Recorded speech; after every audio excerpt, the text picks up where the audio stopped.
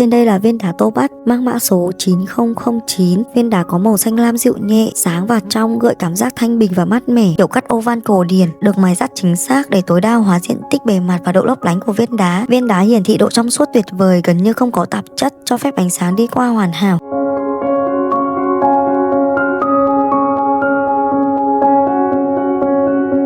Và sau đây là thông số chi tiết của viên đá.